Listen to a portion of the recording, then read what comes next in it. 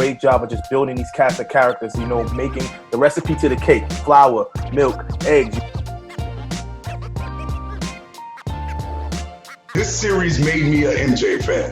And as a Reggie Miller fan, that's almost blasphemy.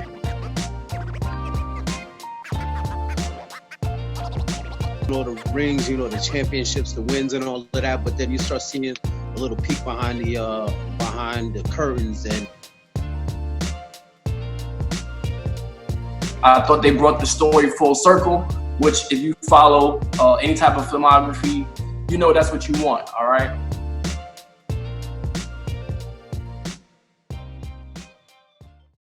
Looking at it at both ways, it's a lot of egos. And he'll admittedly, rest in peace. He probably would admit it too. His ego, he wasn't getting the credit he deserved for the Horace Grant draft, for the Scottie Pippen draft, for the Charles Oakley trade.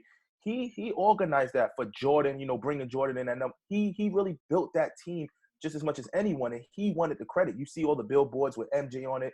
You got the Buddha Master and Phil Jackson. Pippen is an all-star. He felt like, I'm the odd man out and nobody's respecting me. So, kind of like with Dame Dash and Jay-Z, he said, you know what, I'm going to build another Hove. And you kind of see how that panned out the next couple. I remember in the documentary, the ring ceremony, they announced the players, crowd goes crazy. You hear Jerry Krause, you hear Boots, and you're like, why are you booing the man that actually orchestrated this team?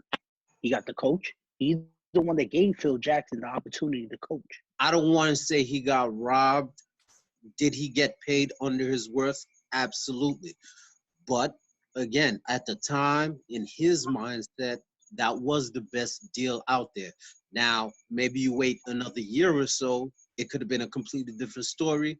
He could have had hindsight on his side. His agent could have had a little bit more ammo tucked in the belt to kind of, pull out on his behalf. But, in the time, unfortunately, it was a good deal when he signed it, maybe, which immediately after signing it, it's like, nah, bro, bad deal. He's the alpha on the team now. This was the year that Scottie Pippen came out. He was averaging 22, 9 and 6. He was an all-star.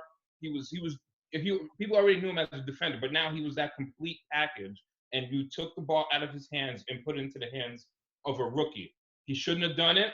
I understand, but I do understand the frustration. None of this was new stuff for me. Yeah. This was, a rehashing of things that we've been saying, and Pistons and Bulls fans been going back and forth on, for these past few decades. So not a tough episode at all. It's actually the episode that makes me continue to be proud as a Piston fan, because I stand by my squad. I stand by my bad boys.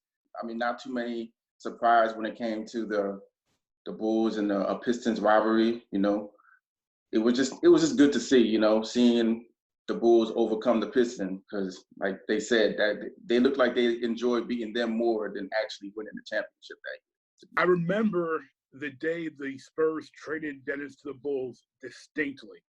And my father and I were talking about it. At first, it was complete shock because of the beef between Scottie and Dennis specifically. I never thought that would happen. I was like, it was a shocker.